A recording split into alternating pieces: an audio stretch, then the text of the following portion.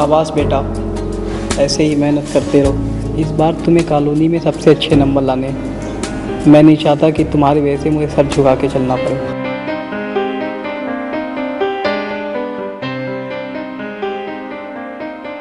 हाँ, एक चीज़ तो मैं भूल ही गया था, ये गुरुजी ने अंगूठी दी है, तुम्हारे बहुत काम आएगी।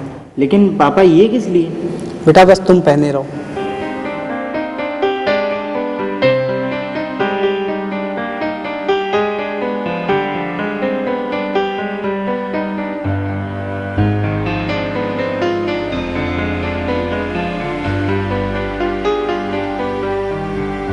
पेरेंट्स को पहले तो ये समझने की ज़रूरत है कि हर बच्चा डिफरेंट है और पढ़ना एक माध्यम है।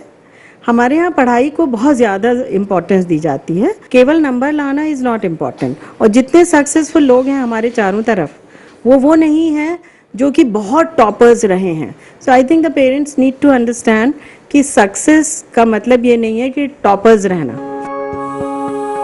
पापा रिजल्ट।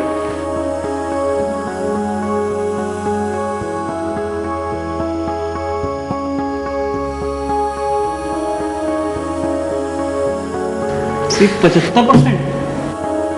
मैंने तुमसे पहले ही कहा था, वार्निंग भी दी थी कि मुझे कॉलोनी में सबसे ज़्यादा नंबर तुम्हारे ही चाहिए।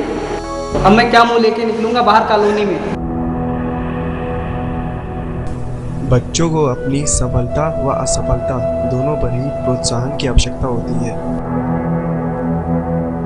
जीत की आशा में मिली असफलता माँ बाप के साथ साथ बच्चों को भी बुरी तरह से झकझोर कर रख देती है। ऐसी स्थिति में माँ बाप का असंतुलन बच्चों को कोई गलत कदम उठाने के लिए विवश कर सकता है।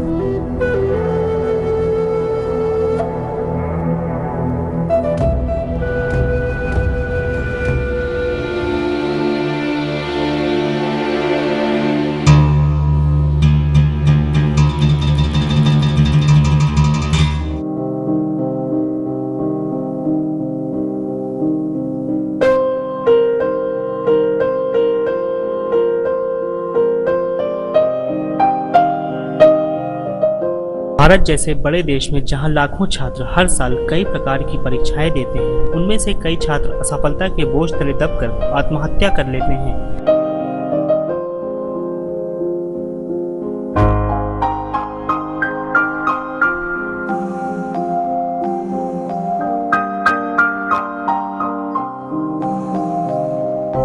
अपनी मर्जी जो है वह अपने वार्ड पर या अपने पाल्य पर ना ला दें, क्योंकि अगर पाल्य पर उसकी मर्जी के अतिरिक्त कोई बोझ डाला जाता है तो निश्चित रूप से अंदर से इच्छा ना होते हुए भी वह उसे पूरा करने का प्रयास करता है, और उस प्रयास में कहीं ना कहीं उसके अंदर की इच्छा पूरी नहीं कर रही है, तो ऐसी स्थिति में वो सफल नहीं हो पाता, और उस असफलता के कारण वह अपने पिता के लिए या अपने अभिभावकों के लिए और स्वयं के लिए एक घातक मानसिकता बना लेता है। डोंट गिव अप, ऐसा कोई डिसीजन नहीं लेना चाहिए। लाइफ इतनी, अगर it's totally dependent upon thinking, अगर आप सोचोगे तो बहुत ज़्यादा डिफिकल्ट है, नहीं सोचोगे तो बहुत ज़्यादा इजी है। कोई बच्चा अपना उद्देश्य डिटर्मिनेट करता है या माता पिता ये सोचते हैं मेरा लड़का पढ़ करके ये करेगा, तो उसके अंदर योग्यता और अवस्था और रुचि, ये तीनों बिंदु देख करके तब हम लक्ष्य को, अपने एम को डिटर्मिनेट करें।